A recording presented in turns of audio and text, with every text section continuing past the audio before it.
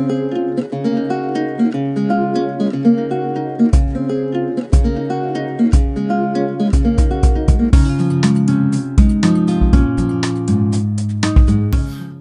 very good day to all of you students. Today I shall teach you class 10th history lesson 1, and name of the chapter is the making of a global world, and it's a second part of this chapter, student.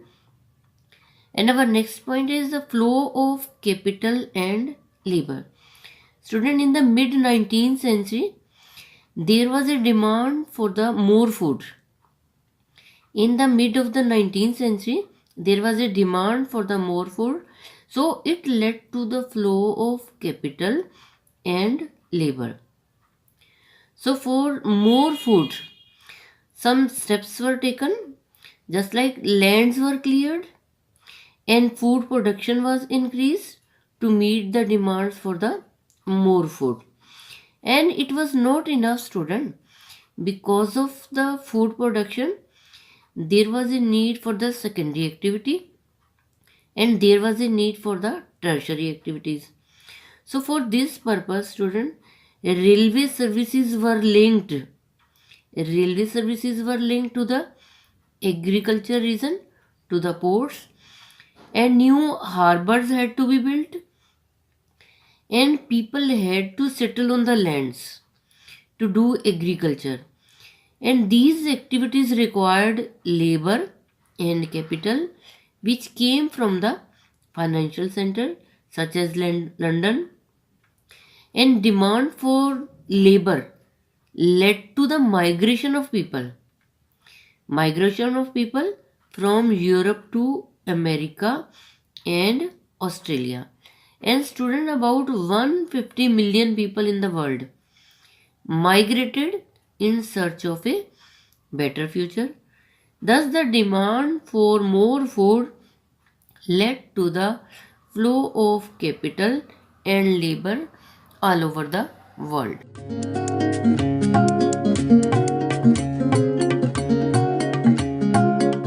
Student, our next point is global economy takes shape. So in the 19th century, a global agriculture economy takes place. Student, there were changes in the labor movement, changes in the patterns, capital flows, ecologies, and there were changes in the technology. So this is the reason that the global economy takes shape. And student, the food requirement was met to all the people in the world, and the British demand for the more food was met by the expansion of food production in Eastern Europe, Russia, America, and Australia. And the work in the field was not only done by the peasants. Work in the field was done by the agriculture worker working on a large farm, and agriculture produce was transported by the railways, and agriculture produce were transported by the ships. And student, for that purpose, low paid workers, they were employed in the ships and the railways. And in addition to foods, the cultivation of cotton also expanded, and it fulfilled the needs of the British textile mills. And student, between the 1820 to 1940, trade was multiplied 25 to 40 times, and nearly 60% of this trade was of agriculture produce such as wheat, cotton, and mineral as a coal.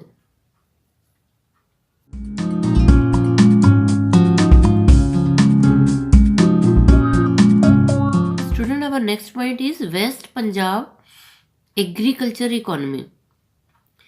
So as I have already told you, global economy takes shapes, so there were many changes. So changes also come in the West Punjab. In the West Punjab agriculture economy, when the global agriculture economy was taking shape, then some changes come in the Punjab also. For example, British government in India built a network of irrigation canals to transform the semi-desert waste into the fertile agricultural lands for the production of wheat and for the production of cotton. And the canal colonies came into existence, and the peasants were also set up there from the other parts of the Punjab.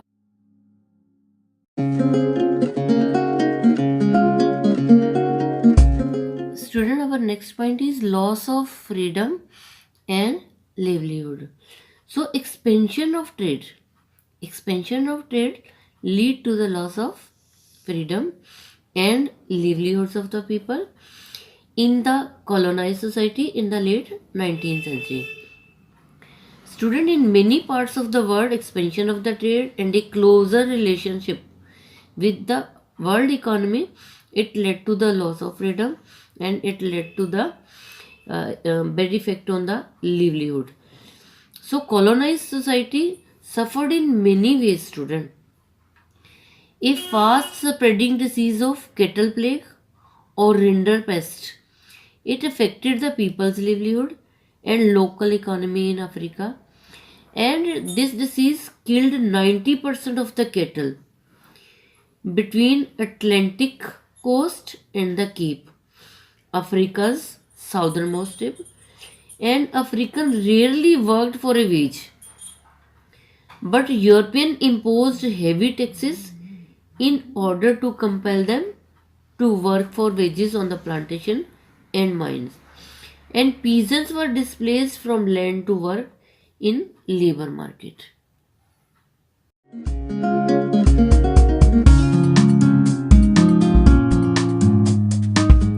Student, our next point is attraction of the European. So there are some reason for the attraction of European to Africa. And the first is that there were vast resources of land and minerals.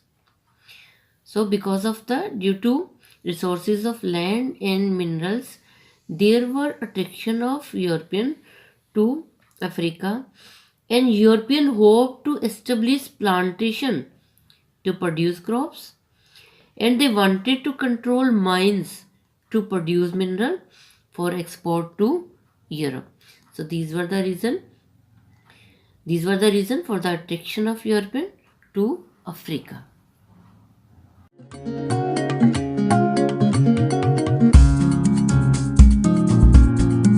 Student, our next point is reason to work for a wage.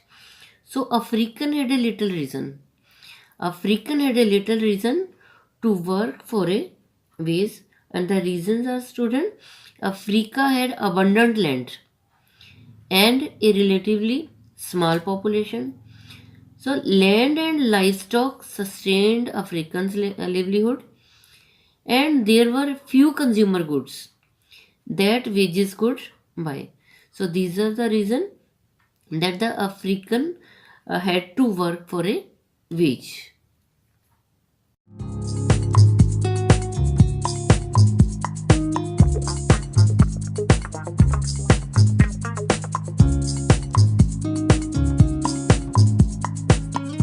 Student, our next point is methods to recruit. So some methods were employed by the European. Some methods were employed by the European to recruit and retain labor in Africa. So first is, student, heavy taxes were imposed, which could be paid only by the working for wages on plantation and mines. And inheritance laws were changed. Which displaced the peasant from the land, and only one member of a family was allowed. Only one member of a family was allowed to inherit land, and as a result of which the others were pushed into the labor market. And student, mines were also confined in compounds and not allowed to move about freely. So these were the methods employed by the European to recruit and retain African.